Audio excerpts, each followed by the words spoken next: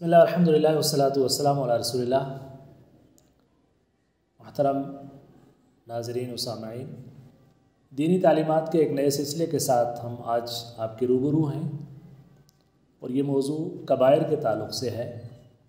اور یہ وہ عظیم موضوع ہے کہ جس پہ اہل علم نے مستقل کتابیں تصنیف کی ہیں، اگرچہ اس پر بہت زیادہ تفصیل سے گفتگو نہیں ہوتی۔ جیسا کہ آپ کو علم ہے کہ اللہ تعالیٰ نے انسانوں کی تخلیق کا جو مقصد اپنے قرآن حکیم میں بیان فرمایا ہے وہ ان الفاظ میں ہے، وَمَا خَلَقْتُ الْجِنَّ وَالْإِنسَ إِلَّا لِيَعْبُدُونَ۔ میں نے انسانوں اور جنات کو صرف اس لیے پیدا کیا ہے کہ وہ میری عبادت کریں۔ گویا اللہ تعالیٰ کی رضامندی اور ابدی کامیابی، اس کا جو معیار اور اس کے لیے جو صراط مستقیم متعین کیا گیا ہے وہ یہ ہے کہ اللہ تعالیٰ کی عبادت کی جائے اور زندگی ایسی گزاری جائے جیسی اس نے انسانوں کے لیے پسند فرمائی ہے، اور اللہ تعالیٰ کی عائد کردہ جو پابندیاں ہیں انسانی زندگی کی، ان پابندیوں کا احترام کیا جائے۔ چنانچہ انسان شیاطین کی ترغیب اور اس کے بہکانے کی وجہ سے اس صراط مستقیم سے جب بھی بھٹکے ہیں تو ان سے جن گناہوں کا صدور ہوا ہے وہ دو طرح کے ہیں۔ کچھ وہ گناہ جنہیں کبیرہ گناہ کہا جاتا ہے یعنی بڑے گناہ، اور کچھ وہ گناہ جنہیں صغیرہ کہا جاتا ہے یعنی چھوٹے گناہ۔ گناہوں کا ارتکاب انسانوں سے یقیناً ہوتا ہے چونکہ انسان خطا کار ہے، اور انسان کی صفت میں ہے کہ انسان بھولنے والا ہے۔ انسان کی سرشت میں اور اس کی طبیعت میں یہ کمزوریاں رکھ دی گئی ہیں، اور چونکہ انسان اللہ تعالیٰ کی طرف سے متعین کردہ اس امتحان کی زندگی گزار رہا ہے، اور هو الذی خلق الموت والحیات لیبلوکم ایکم احسن عملا، اللہ وہ ذات کی جس نے موت و حیات کے سلسلے کو قائم کیا ہے، اور وہ آزمانا چاہتا ہے کہ تم میں سے عمل کے اعتبار سے سب سے بہتر کون ہے۔ چنانچہ زندگی میں انسان سے لغزشیں بھی ہوتی ہیں، اس سے غلطیاں بھی ہوتی ہیں، خطائیں بھی ہوتے ہیں۔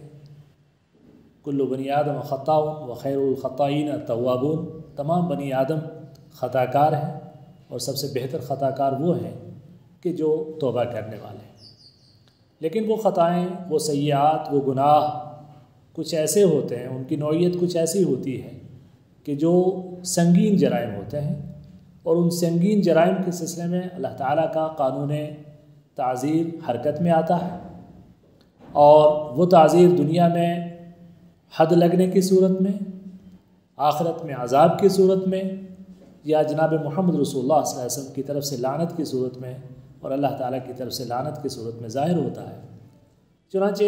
ضروری معلوم ہوتا ہے کہ ان کبیرہ گناہوں کا علم حاصل کیا جائے اور ان سے بچنے کی کوشش کی جائے۔ جہاں تک سوال اس چیز کا ہے کہ کیا یہ کبیرہ اور صغیرہ گناہ کی جو تقسیم ہے اس کی اصل کیا ہے، اس سلسلے میں اللہ رب کریم نے سورہ نساء کی آیت نمبر 31 میں ارشاد فرمایا، ان تجتنبوا کبائر ما تنہون عنہ نکفر عنکم سیئاتکم وندخلکم مدخلا کریما۔ اگر تم کبیرہ گناہوں سے، ان گناہوں سے کہ جو بڑے گناہ ہیں، ان سے جن سے تمہیں منع کیا گیا ہے، ان سے اجتناب کرو گے تو ہم تمہارے گناہوں کو مٹا دیں گے، تمہاری سیئات کو مٹا دیں گے، اور تم کو عزت والے مقام میں داخلہ عطا فرمائیں گے۔ گویا اس آیت سے ہمیں یہ پتہ چلا کہ ہر انسان سے خطائیں تو ہوتی ہیں، ان خطاؤں کا کفارہ ساتھ ساتھ نیکیوں کی صورت میں ہوتا رہتا ہے۔ ان الحسنات یذہبن السیئات، حسنات سیئات کے اثرات کو ختم کرتی رہتی ہیں،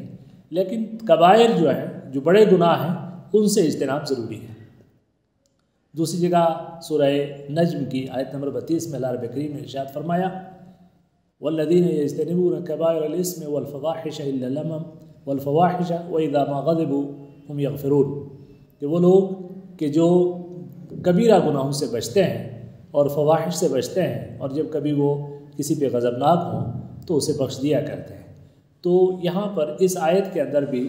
کبیرہ گناہوں کا تذکرہ یا کبیرہ اور صغیرہ گناہوں کی جو تقسیم ہے وہ اس آیت کے اندر بھی موجود ہے۔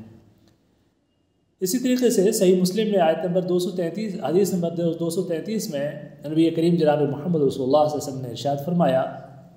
الصلاۃ الخمس والجمعۃ الی الجمعۃ ورمضان الی رمضان مکفرات لما بینہن اذا اجتنبت الکبائر، کہ 5 وقت کی نمازیں ایک جمعے سے لے کر دوسرا جمعہ، ایک رمضان سے لے کے دوسرا رمضان، یہ اس وقفے کے درمیان ہونے والے گناہوں کا خود کفارہ ہے۔ گویا انسان سے صبح و شام دن رات جو چھوٹی موٹی لغزشیں، جو گناہ، جو غلطیاں ہوتی رہتی ہیں، ان غلطیوں کا کفارہ یہ ساری کی ساری نیکیاں ہیں کہ جو 5 وقت کی نمازیں ہیں، جمعہ کی اجتماع میں حاضری ہے، اسی طریقے سے رمضان مبارک کے روزے ہیں، یہ سیزنل قسم کی جو عبادتیں ہیں، اللہ تعالیٰ نے یہ اس طرح کی رحمت کی ہوائیں چلا دیتا ہے کہ جو چھوٹے موٹے گناہوں کا کفارہ بنتی رہتی ہے اور انسان کی تطہیر اور اس کی پاکیزگی کا عمل ساتھ ساتھ جاری رہتا ہے۔ البتہ کبیرہ گناہ وہ ہیں کہ جو اللہ تعالیٰ کو غضبناک کرنے والے ہیں اور ان کے سلسلے میں کامل توبہ کا مطالبہ اور اس کا تقاضا شریعت ہم سے کرتی ہے۔ آئیے دیکھتے ہیں کہ کبیرہ گناہ کہتے کس کو ہیں۔ کبیرہ گناہ کی جو تعریف کی گئی ہے وہ ہے کہ کل ذنب جاء فیہ وعید بالحد فی الدنیا او العذاب فی الآخرہ او اللعن من لسان سیدنا محمد صلی اللہ علیہ وسلم۔ کبیرہ گناہ اس گناہ کو کہتے ہیں کہ جس کے سلسلے میں وعید بیان کی گئی۔ آپ جانتے ہیں کہ شریعت میں 2 لفظوں کا استعمال ہوتا ہے، ایک وعد ہے، ایک وعید ہے۔ وعد اللہ تعالیٰ کی طرف سے جنت اور انعامات کے وعدے کو کہا جاتا ہے، اور وعید اللہ تعالیٰ کی طرف سے عذاب کے جو وعدہ ہے یا اس کی جو دھمکی ہے، اس کے لیے وعید کا لفظ استعمال ہوتا ہے۔ تو کل ذنب جاء فیہ وعید، ہر وہ گناہ کہ جس کے سلسلے میں قرآن کریم میں یا حدیث رسول صلی اللہ علیہ وسلم میں وعید آئی ہے، اور وہ وعید کس صورت میں ہے؟ بالحد فی الدنیا، دنیا میں اس کے لیے کوئی حد متعین کی گئی ہے، جیسے شراب کے لیے، زنا کے لیے، قتل کے لیے، چوری کے لیے، ان سب چیزوں کے لیے حدود متعین ہیں، شریعت نے سزائیں متعین کی ہیں۔ تو دنیا کی زندگی میں اس کے لیے سزائیں متعین کی گئی ہیں۔ او العذاب فی الآخرہ، یا آخرت میں عذاب کی دھمکی قرآن کریم میں یا حدیث میں دی گئی ہے۔ او اللعن علی لسان سیدنا محمد صلی اللہ علیہ وسلم، یا نبی کریم جناب محمد رسول اللہ صلی اللہ علیہ وسلم کی زبان مبارک سے اس کے سلسلے میں لعنت کے الفاظ استعمال کیے گئے ہیں، تو وہ گناہ کبیرہ گناہ کہلاتے ہیں۔ اب ان کی تعداد کیا ہے؟ جہاں تک تعداد کا مسئلہ ہے تو اس کی تعداد کے سلسلے میں کوئی متعین تعداد موجود نہیں ہے۔ البتہ اہل علم نے خصوصی طور پر امام ذہبی رحمہ اللہ نے جو کتاب الکبائر لکھی ہے، اس میں انہوں نے 70 کبیرہ گناہوں کا تذکرہ فرمایا ہے، قرآن کریم کی مختلف آیات سے اور احادیث سے، اس اصول کی روشنی میں کہ جو ڈیفینیشن کبیرہ گناہ کی ذکر کی گئی ہے اس کی روشنی میں 70 کبیرہ گناہوں کا تذکرہ کیا گیا ہے۔ البتہ سیدنا ابن عباس رضی اللہ تعالیٰ عنہ کی ایک روایت ہے کہ ان سے ایک شخص نے پوچھا کہ کیا یہ جو مشہور حدیث ہے اجتنبوا السبع الموبقات کے ساتھ ہلاکت خیز چیزوں سے اجتناب کرو، تو کیا کبیرہ گناہوں کی تعداد صرف 7 ہی ہے؟ تو انہوں نے فرمایا کہ اس کی تعداد تو 700 کے قریب ہے، اس کی تعداد 700 کے قریب ہے۔ تو ایسا کیا ہے کہ اس کی کوئی تعداد متعین نہیں کی جا سکتی؟ تو امام ابن قیم رحمہ اللہ نے اس کی ایک توجیہ بیان کی ہے کہ کبھی کبھی کوئی انسان کوئی کبیرہ گناہ بھی کرتا ہے اور اس کے ساتھ اس کے اندر ایک حیا، ایک خوف اور ایک جھجک ہوتی ہے، تو وہ کبیرہ گناہ ہونے کے باوجود بھی اپنے انجام کے اعتبار سے صغیرہ ہو سکتا ہے اور اللہ تعالیٰ اس کی بخشش کر سکتا ہے اس قلبی احساسات کی بنیاد پر۔ اور اس کے ساتھ ساتھ دوسری طرف ایک شخص صغیرہ گناہ کا ارتکاب کر رہا ہوتا ہے، لیکن صغیرہ گناہ کا ارتکاب کرتے ہوئے اس کے اندر ایک طرح کی جرأت، ایک طرح کی بے حیائی اور ایک طرح کی لاپرواہی ہوتی ہے، اور اس قلبی احساس کی وجہ سے وہ صغیرہ گناہ کبیرہ گناہ کا درجہ اختیار کر لیتا ہے۔ اسی لیے اس کی کوئی متعین تعریف یا اس کی جو تعداد ہے وہ بیان کرنے میں اہل علم میں کوئی ایک خاص حد پر جو ہے ان کا اتفاق نہیں ہو پایا ہے۔ تو یہ چند باتیں جو کبیرہ گناہ کے تعلق سے ہیں۔ جہاں تک صغیرہ گناہوں کا تعلق ہے، وہ صغیرہ گناہ بھی اگر کوئی آدمی بہت اصرار ہے، اس لیے امام عبداللہ بن عباس نے یہاں پر ایک بات بڑی خوبصورت فرمائی کہ لا کبیرۃ مع الاستغفار ولا صغیرۃ مع الاصرار، کہ اگر آدمی ہر وقت استغفار کرتا رہے، اللہ تعالیٰ سے توبہ و انابت کرتا رہے، اپنے گناہوں کے اثرات کو مٹاتا رہے توبہ کے ذریعے، تو پھر کبیرہ گناہ بھی کبیرہ نہیں رہتا، چونکہ اللہ تعالیٰ اسے بخش دیتا ہے اس کی توبہ کی وجہ سے۔ ولا صغیرۃ مع الاصرار، اسی طریقے سے اگر کسی صغیرہ گناہ پر اصرار کر رہا ہے،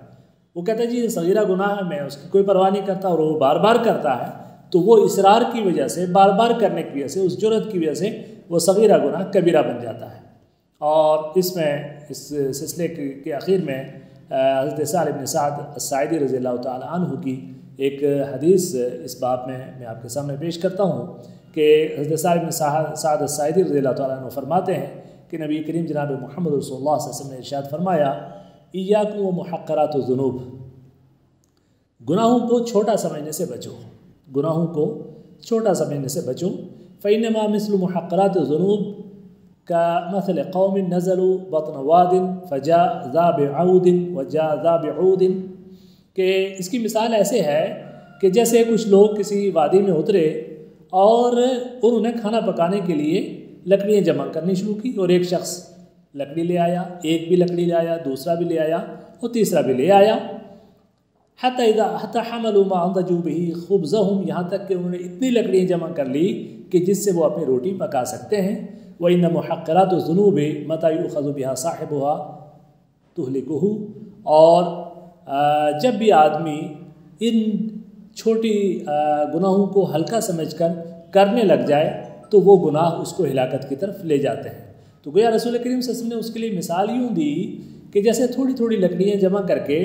اور اتنا انبار بن جاتا ہے کہ اس سے باضابطہ کھانا پکایا جا سکتا ہے، اسی طریقے سے چھوٹے چھوٹے گناہ جب اکٹھے ہو جائیں تو وہ انسان کے اعمال کو تباہ کرنے کے لیے اور انسان کی اطاعت کی اور ایمان کی زندگی کو تباہ کرنے کے لیے کافی ہوتے ہیں۔ اس لیے کبھی بھی چھوٹے گناہوں کو چھوٹا نہ سمجھیں اور بار بار اچھائی اور نیکیاں کرتے رہا کریں اور اللہ تعالیٰ سے استغفار کرتے رہا کریں۔ اسی لیے صبح شام کے جو اذکار ہیں اس میں سید الاستغفار، اللہم انت ربی لا الہ الا انت خلقتنی وانا عبدک وانا علی عہدک ووعدک ما استطعت ابوء لک بنعمتک علی وابوء بذنبی فاغفر لی فانہ لا یغفر الذنوب الا انت، یا اس طرح کے استغفار کے جو دوسرے الفاظ ہیں ان الفاظ کے ذریعے صبح و شام استغفار کا اہتمام کیا کریں۔ نبی کریم جناب محمد رسول اللہ صلی اللہ علیہ وسلم اپنے دن کے معمولات میں کم از کم جو ہے وہ 70 بار یا 100 بار استغفار کا اہتمام فرمایا کرتے تھے، اور صبح و شام کے جو مسنون اذکار ہیں اس میں یہ استغفار بھی شامل ہے۔ تو آج سے اپنے معمولات میں صبح و شام کے لیے استغفار کے کلمات کو اپنا ورد بنا لیجئے اور اللہ تعالیٰ سے بخشش طلب کیجئے، چونکہ جہاں تک اذکار کا تعلق ہے اس میں سب سے پسندیدہ ترین ذکر جو ہے وہ اللہ تعالیٰ سے بخشش طلب کرنا ہے، استغفار کرنا ہے۔ تو استغفار کرتے رہا کریں، اللہ تعالیٰ سے بخشش طلب کرتے رہا کریں، صغیرہ گناہوں کو صغیرہ نہ سمجھیں، ان سے بچنے کی کوشش کریں، کبیرہ گناہوں کا تصور بھی ذہن میں نہ لائیں اور اس کے قریب جانے کی بھی کوشش نہ کریں، اور اللہ تعالیٰ کی رضامندی حاصل کریں۔ اور جب کبھی کسی گناہ کا، کسی کوتاہی کا ارتکاب ہو جائے بتقاضۂ بشریت، تو اللہ تعالیٰ کا قرب حاصل کرنے کے لیے فوری طور پر استغفار کریں اور اللہ تعالیٰ سے بخشش طلب کریں، اور کوئی ایسی نیکی کریں کہ جو اس گناہ کے اثرات کو مٹا دے۔ تو یہ تمہیدی گفتگو تھی کبیرہ گناہوں کے تعلق سے، اور اب یہ سلسلہ انشاءاللہ امام ذہبی رحمہ اللہ کی جو ترتیب ہے کبیرہ گناہوں کی، جس کے تحت انہوں نے 70 کبیرہ گناہوں کا تذکرہ کیا ہے، ان سارے گناہوں کا تذکرہ قسط وار ان ویڈیو کلپس کی صورت میں آپ کے سامنے پیش کیا جائے گا۔ کل جو ہے جو آئندہ ہماری گفتگو ہوگی وہ 7 ہلاکت خیز گناہ جو ہے، جس میں سب سے پہلا نمبر شرک کا ہے، اس کے حوالے سے گفتگو ہوگی۔ اقول قولی ھذا واستغفر اللہ لی ولکم ولسائر المسلمین فاستغفروہ انہ الغفور الرحیم، وآخر دعوانا الحمد للہ رب العالمین۔